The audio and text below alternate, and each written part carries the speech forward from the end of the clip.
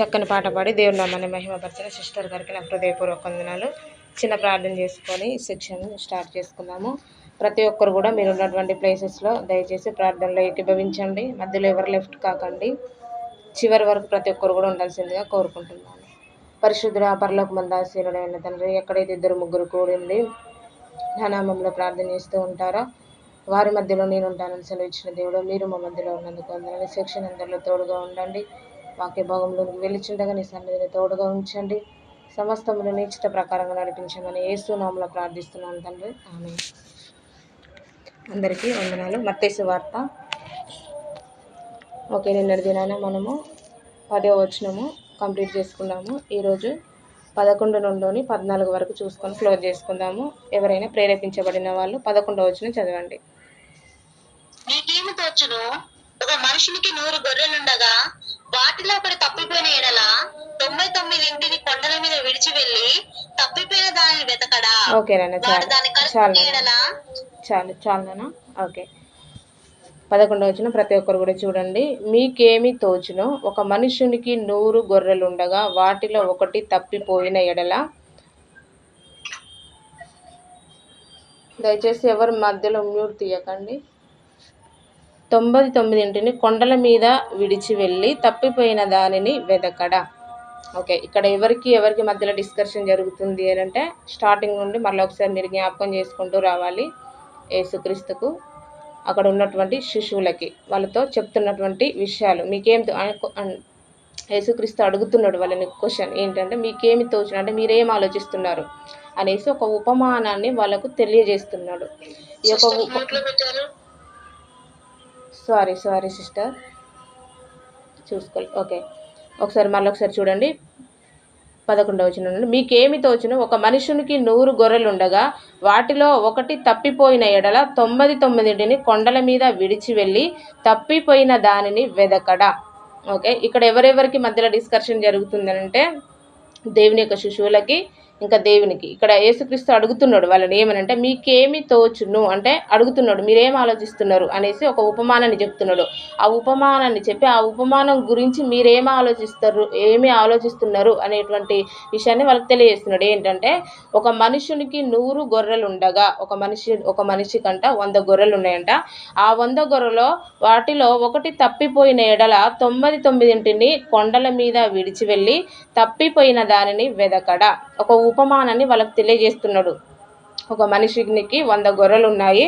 ఆ 100 గొర్రెల్లో ఒక గొర్రె తప్పిపోతే ఆ 99 గొర్రెలను అక్కడ వదిలేసి ఆ తప్పిపోయినటువంటి గొర్రె కొరకు వెళ్ళి ఇతడు సర్చింగ్ చేస్తాడా లేదా, వెతుకుతాడా లేదా అనేసి వాళ్ళని అడుగుతున్నాడు. అడిగేసి మరలా ఆయనే కింద వరకు సమాధానాన్ని ఇచ్చినట్టుగా ఉంటుంది.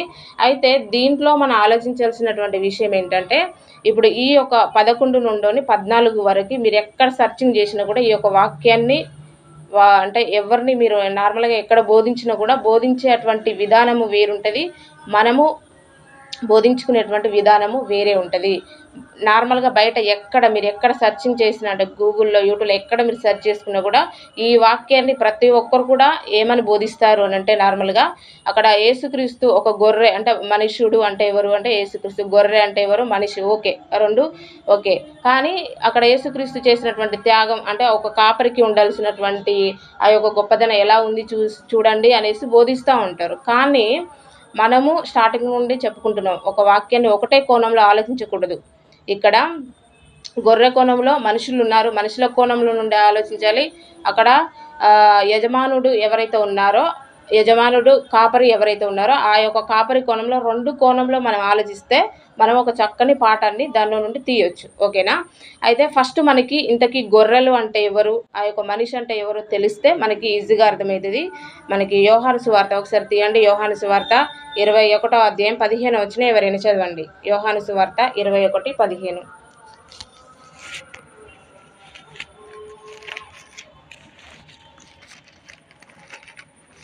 వారు భోజనం చేసిన తర్వాత యేసు సీమోను పేతురును చూచి, యోహాను కుమారుడైన సీమోను, వీరికంటే నీవు నన్ను ఎక్కువ ప్రేమించుచున్నావా అని అడగగా అతడు, అవును ప్రభువా, నేను నిన్ను ప్రేమించుచున్నానని నీవే ఎరుగుదువని ఆయనతో చెప్పాను. యేసు, నా గొర్రె మేపమని అతనితో చెప్పాను. ఓకే నాన్న. ఎవరితోని యోహాను గారితో తెలియజేస్తున్నటువంటి విషయం ఏంటంటే, నువ్వు ఎక్కువగా ఎవరిని ప్రేమిస్తున్నావంటే, అందరికంటే ఎక్కువ నన్ను ప్రేమిస్తున్నావు అంటే, ప్రేమిస్తున్నాను అని చెప్తే, అక్కడ దేవుడు ఏమని చెప్తున్నాడంటే, గొర్రెలను మేపుము. అతను ఎవరు అనంటే యేసుక్రీస్తు శిష్యుడు. ఎవరు అనంటే యోహాను గారు. అక్కడ గొర్రెలు అంటే ఎవరు అనంటే మేపడం. గొర్రెలను మేపడం అంటే ఏంటిదంటే, గొర్రెలు అనంటే ఇప్పుడు దీన్ని బట్టి మనం ఆలోచిస్తే గొర్రెలు అనగా మనుషులు. అంటే ఈ భూలోకంలో ఉన్నటువంటి ప్రజలు. అప్పటి కాలంలో యేసుక్రీస్తు నాటి ఉన్నటువంటి ఈ యొక్క ప్రజల గురించి దేవుడు అక్కడ తెలియజేస్తున్నాడు. ఈ యొక్క మీకేమి తోచిన ఒక మనుషునికి 100 ఆ యొక్క మనుషుడు ఎవరు? ఆ మనుషుడు ఎవరు? గొర్రెలు అంటే ఎవరు అంటే మనందరము. మనుషుడు ఎవరు అనంటే యేసుక్రీస్తు. ఎక్కడ ఉంటుంది? హెబ్రీలకు రాసిన పత్రికలో ఉంటుంది. ఒకసారి చదవండి. హెబ్రీ పత్రిక 13వ అధ్యాయం 20వ వచనం చదవండి ఎవరైనా.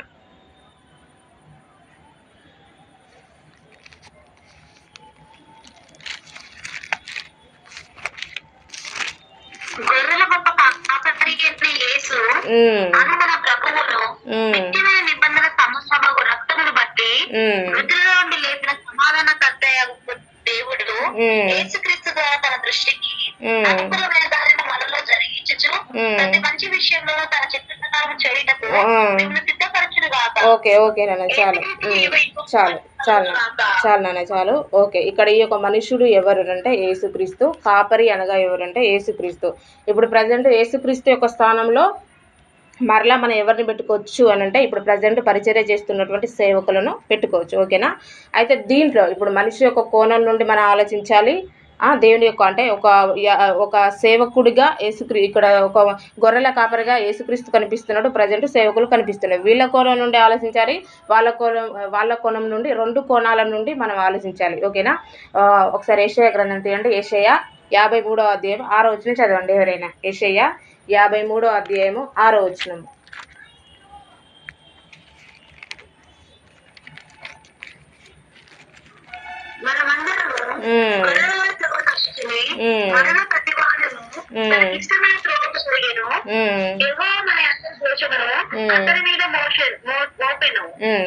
ఓకే నన్ను చాలు. మరలా ఒకసారి ఇది ఇలానే పట్టుకొని మరలా ఒకసారి నేను మత్తయి సువార్త 11వ వచనాన్ని మరలా ఒకసారి చదివి నేను ఇది చెప్తాను. ఓకేనా? మీకేమి తోచును ఒక మనుషునికి 100 గొర్రెలు ఉండగా ఒక మనిషి యొక్క ప్లేస్లో మనము అక్కడ యేసుక్రీస్తుని పెట్టుకోవచ్చు. ప్రజెంట్ సేవకులను పెట్టుకోవాలి. గొర్రెలు అనగా ఎవరు అంటే ప్రజలు, అంటే మనుషులు. వాటిలో ఒకటి తప్పిపోయిన ఎడల 99 కొండల మీద విడిచి వెళ్ళి తప్పిపోయిన దాన్ని వెదకడా. ఈ యొక్క గొర్రె అనేది తప్పిపోయింది అనేసి మనకు పాత నిబంధన కాలంలో అంటే గొర్రెలు అంటే మనుషులు తప్పిపోయారు అన్న విషయాన్ని దేవుడు పాత నిబంధనలోనే మనకి చాలా రెఫరెన్స్ని తెలియజేశాడు. కాకపోతే మనం కొన్ని రెఫరెన్స్ చూసుకుందాము. మరలా ఒకసారి చదువున్నాను. యెషయా 53:6. ఓకే, నేను చదువుతా, వద్దులే. మనమందరము గొర్రెల వలె త్రోవ తప్పితిమి, మనలో ప్రతివాడును తనకిష్టమైన త్రోవకు తొలగెను. ఓకే, ఇది పక్కన పెట్టేసి మరలా ఇంకొక రెఫరెన్స్ కూడా తీయండి.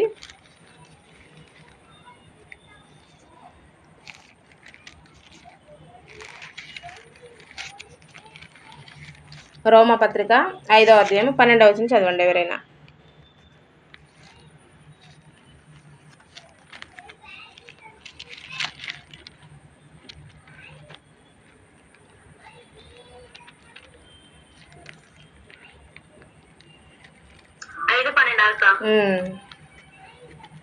ఎట్లుండగా ఒక మనిషి ద్వారా పాపమును, పాపం ద్వారా మరణం లోకంలో ఎలాగో ప్రవేశించను, అలాగనని మనుషులందరూ పాపం చేసినందున మరణము అందరికీ సంప్రాప్తమాయెను. ఓకే నాన్న, చాలు. ఓకే, ఇక్కడ యెషయా గ్రంథము 53వ అధ్యాయంలో మనం చూసినట్లయితే ఇక్కడ పాత నిబంధనలోనే దేవుడు గొర్రెలన్నీ కూడా ఏమైపోయాయి అంటే తప్పిపోయాయి అని చెప్పాడు. అయితే గొర్రె తప్పిపోవడానికి గల కారణం ఏంటి? ఇప్పుడు గొర్రెలు తప్పిపోయాయి అని అంటే మనం 2 రకాలుగా ఆలోచించవచ్చు. గొర్రెల ప్లేస్లో మనం ఉన్నాము కనుక ఒక మనిషి తప్పిపోవడానికి గల కారణాలు ఏంటి? ఒక గొర్రె తప్పిపోవడానికి గల కారణాలు ఏంటంటే 2 కారణాలు ఉంటాయి. ఒకటి, ఆ యొక్క గొర్రె స్వాతంత్రాన్ని కోరుకోవడము, లేకపోతే సరి అయినటువంటి కాపరి లేకపోవడం వలన. ఒక గొర్రె తప్పిపోవడానికి గల కారణం 2. ఆ మనిషి స్వాతంత్రాన్ని, ఆ యొక్క గొర్రె స్వాతంత్రాన్ని కోరుకోవడం, లేకపోతే సరి అయినటువంటి కాపరి లేకపోవడం వలన. ఒకవేళ ఆ గొర్రె స్వాతంత్రాన్ని కోరుకుంటే, ఆ గొర్రె కనుక స్వాతంత్రాన్ని కోరుకుంటే దేవుని యొక్క శిక్షణలో ఆ గొర్రె పెరగలేదు.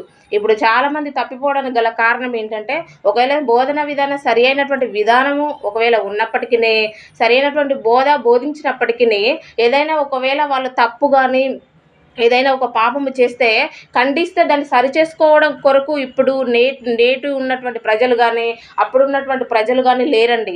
ఒకవేళ ఖండించడం కొరకు సేవకులు ట్రై చేసినా కూడా వారి మీదనే తిరగబడేటువంటి అవకాశం ఉంది. అయితే గొర్రెలు తప్పిపోవడానికి గల కారణం ఏంటంటే స్వాతంత్రాన్ని కోరుకుంటున్నారు. ఇంకొకటి ఏంటంటే సరి అయినటువంటి కాపరి లేకపోవడం వలన. ఆ కాపరి యొక్క ప్రాముఖ్యతని దేవుడు మరలా ఇదే వచనంలో తెలియజేస్తున్నాడు. ఈ యొక్క వచనాల్లో కాపరి యొక్క ప్రాముఖ్యతను మనం నేర్చుకోవాలి. ఇంకా గొర్రె తప్పిపోవడానికి గల కారణాలు కూడా మనము నేర్చుకోవాలి.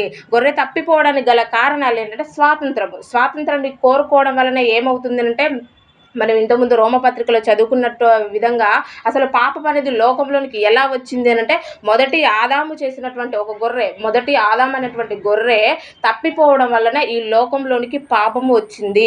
ఈ యొక్క స్వాతంత్రాన్ని కోరుకునేటువంటి ప్రతి మనిషి కూడా, స్వాతంత్రాన్ని కోరుకునేటువంటి ప్రతి గొర్రె కూడా దేన్ని వెతుకుతుంది అంటే శరీరాశ, నేత్రాశ, జీవపు డమ్మము. ఈ యొక్క శరీరాశ, నేత్రాశ ప్రజెంట్ లోకంలో ఉంది గనుక స్వాతంత్రాన్ని కోరుకునేటువంటి ప్రతి గొర్రె, ప్రతి మనిషి కూడా ఈ యొక్క శరీరాశ, నేత్రాశ, జీవపు డమ్మని కోరుకున్నప్పుడు వాక్యాన్ని వాళ్ళు ఇష్టపడరు. వాక్యానుసారంగా వాళ్ళ యొక్క జీవితాలను మలుచుకోవడం కొరకు ట్రై చేయరు. ఎందుకంటే వాళ్ళకి కావాల్సింది ఏంటిదంటే స్వాతంత్రము. మొదటి యోహాను పత్రిక 2వ అధ్యాయం 16వ వచనం చదవండి ఎవరైనా. మొదటి యోహాను పత్రిక 2వ అధ్యాయము 16వ వచనం.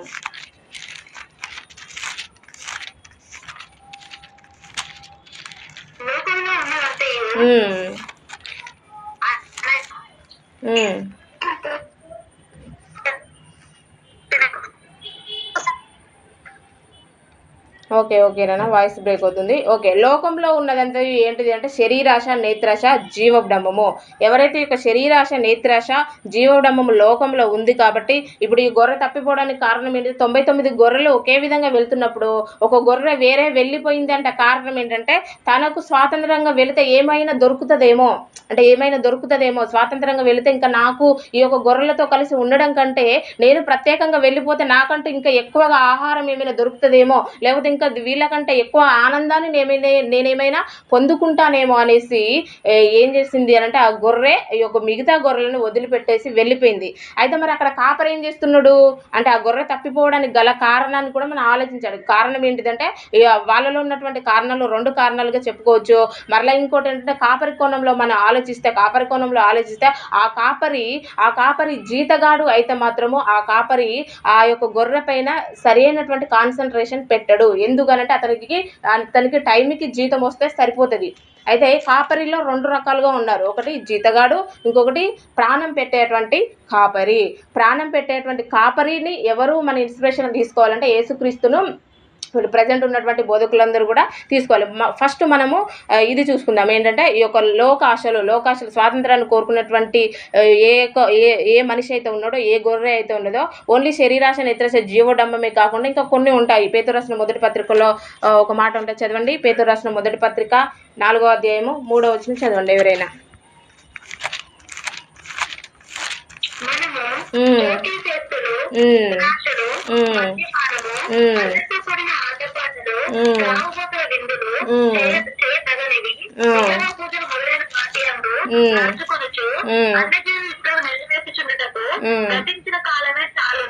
ఓకేనండి, చాలు. ఇవన్నీ కూడా ఏంటంటే స్వాతంత్రాన్ని కోరుకునేటువంటి ప్రతి ఒక్కరు కూడా వీటిని వదులుకోలేకనే చాలా మంది క్రీస్తులోనికి రావచ్చు కదా, క్రీస్తులోనికి మీరు వస్తే మీకు అంటే క్రీస్తులోనికి వస్తే మీకు ఏ ఖర్చు అనేది ఏమి ఉండదు, జస్ట్ మన హృదయం ద్వారా దేవుని ప్రార్థించడం అనేసి చాలా మందికి స్వార్థను ప్రకటిస్తూ ఉంటారు. వాళ్ళు చెప్పేటువంటి కొంతమంది డైరెక్ట్ ఓపెన్ అవుతారు, కొంతమంది ఓపెన్ కారు. కొంతమంది డైరెక్ట్ ఎలా ఓపెన్ అవుతారు అంటే ఒకవేళ క్రీస్తుని అంగీకరిస్తే వాళ్ళు త్రాగడం కానీ, తినడం కానీ ఇవన్నీ కూడా ఏంటంటే ఇవన్నీ కూడా కట్టుబాటుగా ఉండాలి. క్రైస్తవ జీవితం అంటే ఏంటంటే పరిశుద్ధమైన జీవితం ఉండాలి. వాళ్ళకు స్వాతంత్ర బ్రతికేది ఉండదు. ఏ తప్పు చేయకూడదు, పరిశుద్ధంగా జీవించాలి, నోటి నుండి చెడ్డ మాటలు రావకూడదు, హృదయంలో తలంపుల ఆలోచనలు ఏంటంటే ప్రతి క్షణం కూడా సరి చేసుకుంటూ సరి అయినటువంటి విధానంలో వెళ్ళాలి.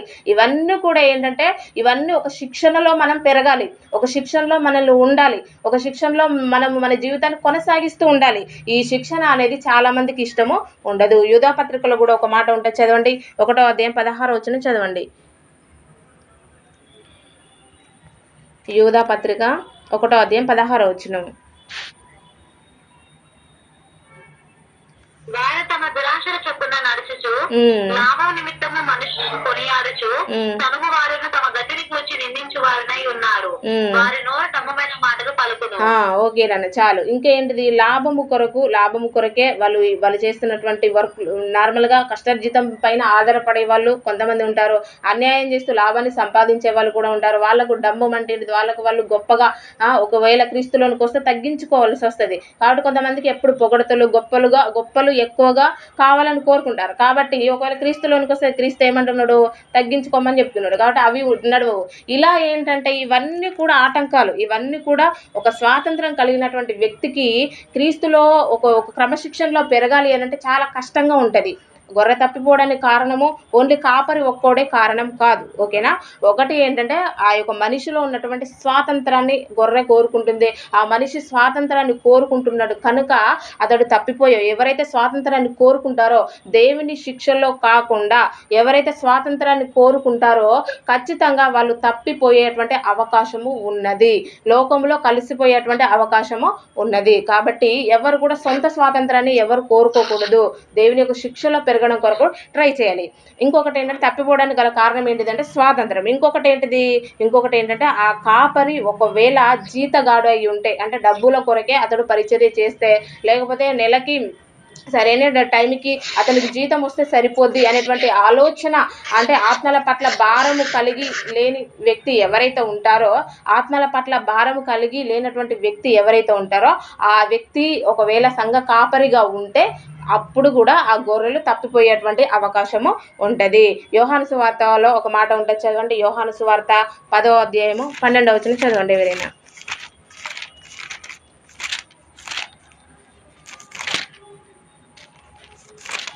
జీతగాడు గొర్రెల కాపరి కాడు గనక గొర్రెలు తనని కానున్న తోడేలు వచ్చిన చూసి గొర్రెలను విడిచిపెట్టి పారిపోవును. తోడేలు గొర్రెలను పట్టి చెదరగొట్టును. ఓకే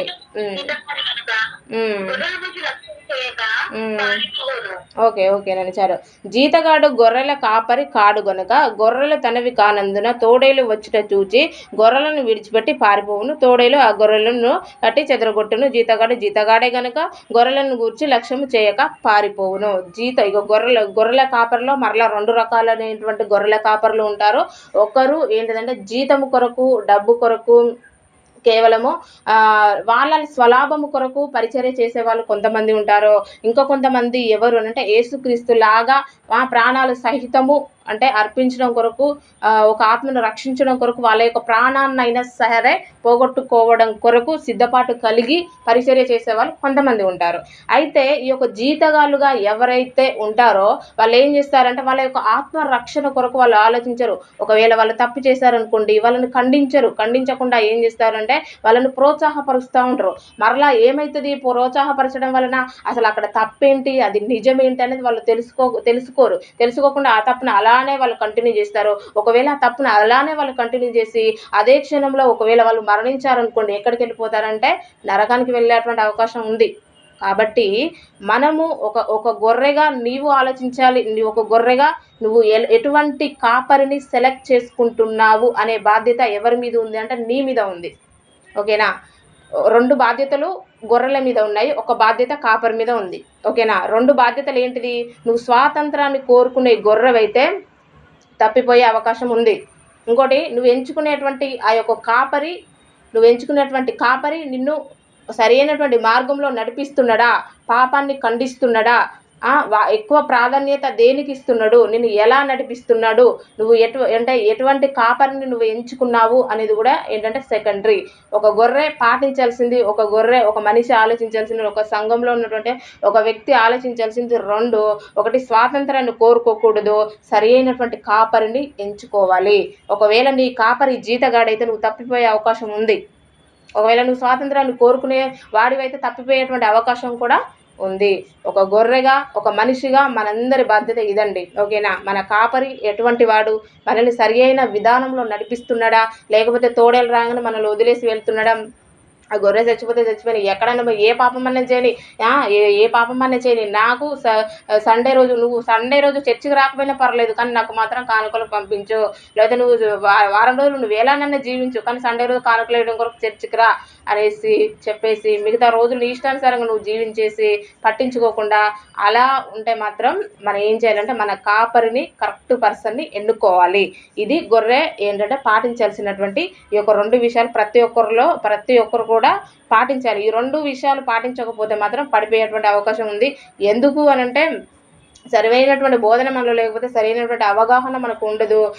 ఏది చేయాలో ఏది చేయకూడదో తెలియదు. ఎందుకనంటే ఈ లోకంలో మొత్తం శరీరాశ నేత్ర జీవడం, లోకం మొత్తం పాపంతో నిండుకొని ఉన్నది కనుక ఎటు వెళ్ళాలో కొన్నిసార్లు మనం వెళ్ళేటువంటి మార్గం సరి అయినది కాదు, మనకు సరి అయినదిగానే కనిపిస్తుంది, కానీ అది తుదకు నరకానికి తీసుకెళ్తే ఇన్ని రోజులు భక్తి జీవితం చేసి వృధా అవుతుంది. కాబట్టి మనం ఎంచుకున్నటువంటి పర్సన్ యొక్క కాపరి ఎలా ఉన్నాడు, సరి అయినటువంటి కాపరైనా లేదా అని చెక్ చేసుకోవాలి. ఇంకోటి ఏంటంటే మనం స్వాతంత్రాన్ని కోరుకోకుండా ఉండాలి. ఒకసారి మరలా చూడండి. గొర్రెలుండగా వాటిలో ఒకటి తప్పిపోయిన ఎడల 99 కొండల మీద విడిచి వెళ్ళి తప్పిపోయిన దానిని వెదకడా, నాకు దానిని కనుగొని 99 గొర్రెలను గురించి సంతోషించినంత కంటే దానిని గురించి ఎక్కువగా సంతోషించినని మీతో నిశ్చయముగా చెప్పుచున్నాను. ఓకే, ఈ యొక్క కాపరిని మనం ఎలా గుర్తుపట్టాలి అంటే, కాపరి సరైనటువంటి కాపరినా లేదా అనేసి మనం ఎలా గుర్తుపెట్టాలి అని అంటే, తిమోతికి రాసిన 2వ పత్రికలో ఒక మాట ఉంటుంది, చదవండి. తిమోతికి రాసిన 2వ పత్రిక 4వ అధ్యాయం 2వ వచనం చదవండి ఎవరైనా.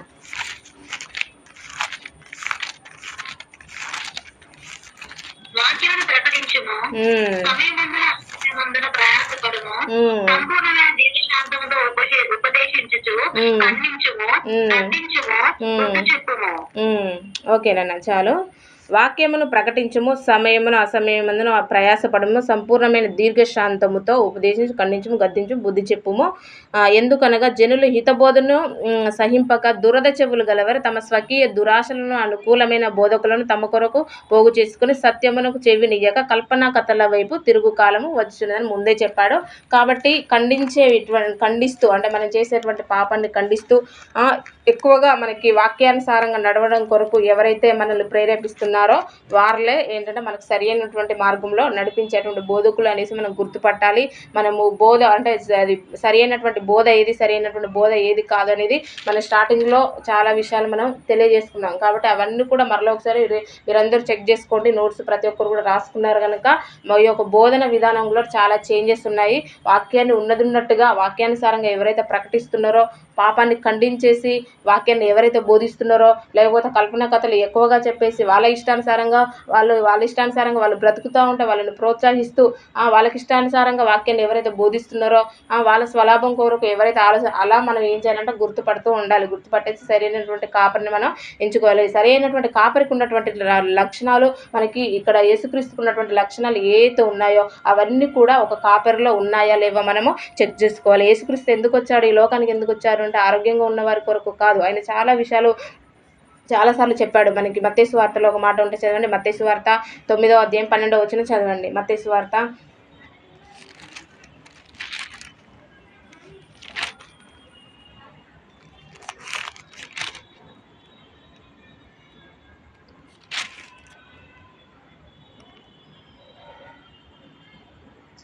9వ నేను పాపకు పిలువచ్చితిని గాని నీతిమంతులకు పిలువ రాలేదు గనక కనికరమును కోరుచున్నాను గాని బలిని కోరను అని వాక్య భావం ఏమిటో మీరు వెళ్ళి నేర్చుకోండి అని చెప్పాను. ఓకేనా. మత్తయి సువార్త 9:12 ఒకసారి చూడండి. ఆయన ఆ మాట విని, రోగులకే గాని ఆరోగ్యము గల వారికి వైద్యుడు అక్కర లేదు కదా, అయితే నేను పాపులను వచ్చితిని గాని నీతిమంతులను పిలువ రాలేదు. ఓకే, పాపులను ఈ లోకం ఎలా చూస్తుంది అంటే ఎందుకు పనికిరాని వారుగా, ఏంటంటే తక్కువగా చూస్తూ ఉండేది. కానీ దేవుడు నేను ఎవరి కోసం వచ్చానంటే అప్పుడు పరిసర సర్దుకాయలు జ్ఞానం కలిగినటువంటి వ్యక్తులు ఉన్నారు. కానీ ఆయన పాపులతో కలిసి భోజనం చేయడం, పాపులతో కలిసి ఉండడము అవన్నీ కూడా ఏంటంటే వాళ్ళు చూసి అన్నప్పుడు దేవుడు చాలా క్లియర్‌గా తెలియజేస్తాడు. అసలు నేను ఎందుకు వచ్చానంటే ఈ లోకానికి ఎవరి కోసం వచ్చాడు అంటే యేసుక్రీస్తు ఎవరి కోసం వచ్చాడంటే ఆ తప్పిపోయినటువంటి గొర్రెకే. ఏ గొర్రె అయితే స్వాతంత్రాన్ని కోరుకొని లోకంలో ఉన్నటువంటి చెడు అలవాట్లన్నిటిని స్వీకరించుకొని చెడిపోయి ఏ గొర్రె అయితే తప్పిపోయిన వారిగా ఉన్నారో లోకంలో కలిసిపోయి ఉన్నారో వాళ్ళ కొరకే దేవుడు ఈ లోకానికి వచ్చాడు. కాబట్టి మన యొక్క ప్రయాసం అంటే ఎవరైతే పరిచర్యను చేస్తున్నారో వారికి దేవుడు ఒక పాఠాన్ని ఈ యొక్క వచనంలో నేర్పిస్తున్నాడో, ఎవరైతే గొర్రెలుగా అంటే శిష్యులుగా నార్మల్గా ఎవరైతే సంఘంలో ఉన్నారో వాళ్ళకి కూడా 2 బాధ్యతలను దేవుడు ఇస్తున్నాడు. అయితే మనం ఎలా గుర్తుపట్టాలి? ఈ విధంగా ఏ సేవకుడైతే నశించుచున్న దాన్ని యేసుక్రీస్తు ఏ విధంగానైతే వెదికి రక్షించడం కొరకు ఆయన ఇక్కడ ఈ యొక్క మనుషుడు ఆ గొర్రె కోసం ఏం చేశాడు? సర్చింగ్ వెతికాడు. వెతికి ఆ గొర్రె దొరకగానే ఆ గొర్రె దొరకగానే దాని దగ్గర వేసి నేను ఇంతగానో నిన్ను వెతికానే, నువ్వు ఎక్కడికి వెళ్ళావు అనేసి దాన్ని తిట్టి కొట్టి తీసుకురాలే. ఆ గొర్రె దొరకగానే చక్కగా మెడల మీద తీసుకొని వచ్చినట్టుగా మనకు కనిపిస్తుంది. అంటే ఆయన యొక్క ప్రేమ చాలా గొప్పది. ఒక కాపరిగా ఈ విధంగా అంటే యేసుక్రీస్తు ఏ విధంగానైతే ఒక ఆత్మను ఇప్పుడు ఏంటిది ఒక గొర్రె అంటే ఏంటిది ఒక ఆత్మను రక్షించడం కొరకు 99 అక్కడ పెట్టేసిండు. అంటే వాళ్ళు ఎలానైనా సరే రక్షించబడ్డారు కనుక వాళ్ళు నిత్యజీవం వెళ్ళేటువంటి అవకాశం ఉంది. ఇప్పుడు మనం కూడా ప్రయాసపడేది దేని కొరకు అంటే యేసుక్రీస్తుని అంగీకరించిన వాళ్ళని సరైనటువంటి విధానంలో నడిపించాలి. అంగీకరించిన వాళ్ళని మనం ప్రయాసపడేది ఎవరి కోసం అంటే ఎవరైతే ఇంకా క్రీస్తుని అంగీకరించకుండా ఇంకా లోకంలో తప్పిపోయిన వారిగా ఎవరైతే ఉన్నారో వారి కోసము మనము ప్రయాసపడాలి. ఎలా అంటే ఈ యొక్క కాపరి ఏ విధంగానైతే ఆ గొర్రె కోసం సర్చింగ్ చేసి దాన్ని వెతికి పట్టుకొని వచ్చి సంతోషపడ్డాడో ఆ విధంగా ఒక ఆత్మను మనం మరణించే లోపు ఏంటంటే రక్షించడం కొరకు మనము ప్రయాసపడాలి. ఇలా చాలా చోట్ల చెప్పాడు. లూకాసు వార్తలో కూడా ఒక మాట ఉండదు చూడండి. లూకాసు వార్త 19వ అధ్యాయము 10వ వచనం చదవండి ఎవరైనా. లూకాసు వార్త 19వ అధ్యాయము 10వ వచనము.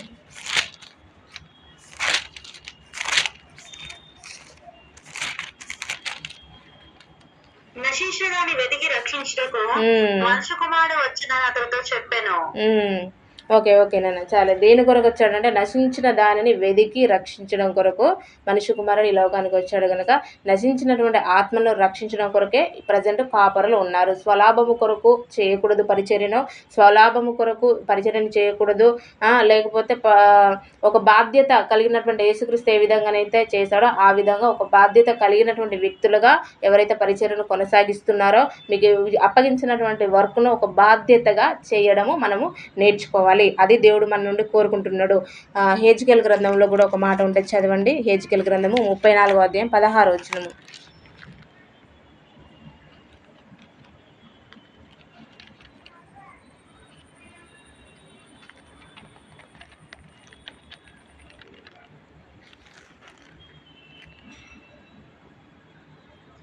తప్పిపోయిన దానిని నేను వెతుకుదును, తోలు వేసిన దానిని మరలా తోలుకొని వచ్చేదను, గాయపడిన దానిని కట్టుదును, దుర్బలముగా ఉన్న దానిని బలపరచదును.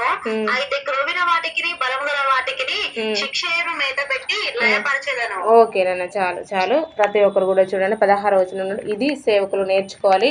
ఎవరైతే ప్రజెంట్ పరిచర్యను జరిగిస్తూ ఉన్నారో దేవుని వాక్యాన్ని బోధిస్తున్నారో ఈ యొక్క సంఘంలో కొన్ని బాధ్యతలు కలిగి ఎవరైతే జీవిస్తున్నారో వారందరూ కూడా మీరు కలిగి ఉన్నటువంటి బాధ్యతల పట్ల ఈ యొక్క వాక్యాన్ని మనం కనెక్ట్ చేసుకోవాలి.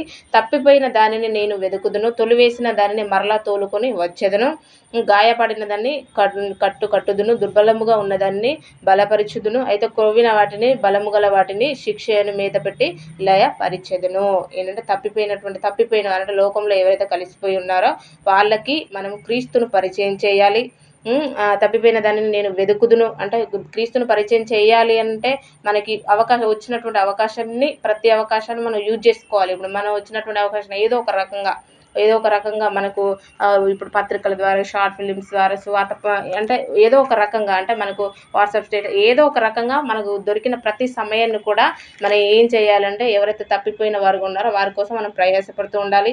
తొలివేసిన దానిని మరలా తోలుకొని వచ్చేది. ఈ లోకం తొలివేయబడిన వారు ఎవరు ఈ లోకంలో అంటే ఎందుకు పనికిరాని ఎవరైతే అంటే లోకంలో కలిసిపోయిన వాళ్ళలో 2 రకాలైనటువంటి ప్రజలు ఉన్నారు. కొంతమంది దీన స్థితిలో ఉన్నవాళ్ళు, కొంతమంది ధనవంతులై ఉండి మేమే గొప్పవారిమి అనుకునే వాళ్ళు కూడా కొంతమంది ఉన్నారు. వాళ్ళైనా వీళ్ళైనా లోకంలో కలిసిన ప్రతి ఒక్కరు కూడా ఏంటంటే తప్పిపోయిన వారే కనుక ఆ యొక్క తొలివి అంటే కొంతమంది ఒక దీన స్వభావం కలిగిన వాళ్ళు కొంతమంది తొందరగా నమ్ముతారు. కానీ ఎక్కువగా డబ్బు అలా ఉన్నవాళ్ళు ఎక్కువగా క్రీస్తుని అంగీకరించడంలో వాళ్ళు కొంచెం ఆలోచిస్తారు. అంగీకరించడంలో వాళ్ళు అంటే తొందరగా నమ్ముకోరు. కాబట్టి అయినా కూడా మన ప్రయత్నం మనం చేస్తూనే ఉండాలి. గాయపడిన దాన్ని కట్టుదును, దుర్బలంగా ఉన్నదాన్ని బలపరచుదును. ఎవరైతే గాయంతో అంటే ఈ లోకపరంగా ఎవరైతే సమస్యల చేత బాధపడుతున్నారో వారందరూ కూడా ఏంటంటే ఒక ఓదార్చే కాపరిగా మనం ఉండాలి. బలపరిశుద్ధుని అయితే క్రొవ్విన వాటిని బలముగా ఎవరైతే క్రీస్తు కొంచెం వాక్యానుసారంగా ఉన్న వాళ్ళని ఇంకా వాక్యానుసారంగా బలము కలిగి అంటే వాక్యపు లోతులు తెలిసి వాక్యానుసారంగా కొంచెం బలంగా ఎవరైతే ఉన్నారో వాళ్ళని ఇంకా సరైన శిక్షణలో ఇంకా వాళ్ళు బలముగా ఉన్నామనేసి పడిపోయే వాళ్ళు కూడా ఉంటారు. కాబట్టి వాళ్ళని ఇంకా దినదినము వాళ్ళను కూడా బలపరుస్తూ ఇంకా వాళ్ళను కూడా వాళ్ళకు ఉన్నటువంటి బలాన్ని ఇంకా పెంపొందిస్తూ వాళ్ళని శిక్షణలో మనం ముందుకు తీసుకెళ్తూ ఉండాలి. ఇవన్నీ కూడా ఒక కాపరికి ఉండాల్సినటువంటి లక్షణాలు. కాబట్టి ఈ యొక్క పాఠంలో 11 నుండి 14 వరకు మనం నేర్చుకోవాల్సినటువంటి పాఠం ఏంటంటే యేసుక్రీస్తులాగా ఒక మంచి కాపరిలాగా ప్రజెంట్ ఉన్నటువంటి కాపరిలో ఉండాలి.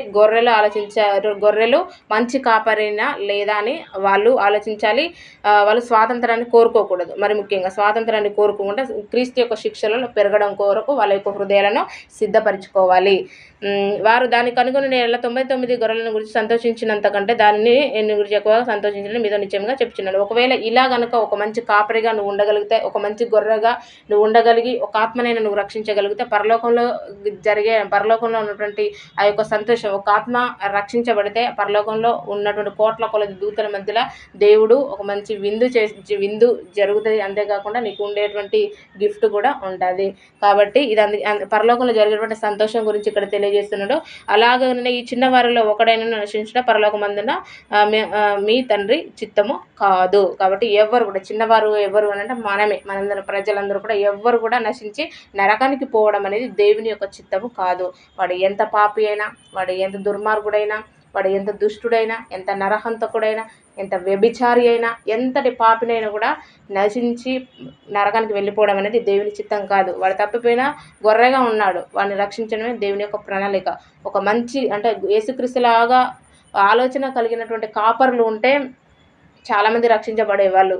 కానీ ఇప్పుడు అందరూ స్వలాభం కొరకే ఆలోచించుకొని భారం కలిగి ఎవరు పరిచర్య చేయకపోవడం వల్ల చాలామంది త్రోవ తప్పిన వారుగా ఇటు సగం లోకంలో ఉంటున్నారు, సగం క్రీస్తులో ఉంటున్నారు. అందుకే దేవుడు ఉంటే చల్లగానైనా ఉంటే వెచ్చగానైనా నులివెచ్చని జీవితాన్ని జీవించకూడదు అనేసి వాక్య సెలవిచ్చినా కూడా అవన్నీ ఓన్లీ చదువుకోవడము, మాట్లాడుకోవడం పక్కన పెట్టేయడం కానీ నిజ జీవితంలో ఎవరు చూపించలేకపోతున్నారు. ఎందుకు అంటే ఖండించేటువంటి సేవకులు, సరైనటువంటి బోధకులు లేకపోవడం వలన ఇవన్నీ కూడా జరుగుతూ ఉన్నాయి.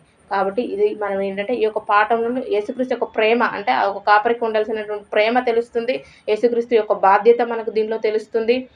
కాబట్టి మనం ఓన్లీ యేసుక్రీస్తు యొక్క ప్రేమను బాధ్యతనే కాదు, గొర్రె కోణంలో ఆలోచించాలి, బోధకుని యొక్క కోణం, 2 కోణంలో ఆలోచిస్తే వారిలో నుండి ఒక పాఠాన్ని నేర్చుకోవచ్చు, వీరిలో నుండి ఒక పాఠాన్ని నేర్చుకోవచ్చు. ఓకే, దేవుడి వాక్యం మీ హృదయంలో ఫలింపచేయునుగాక.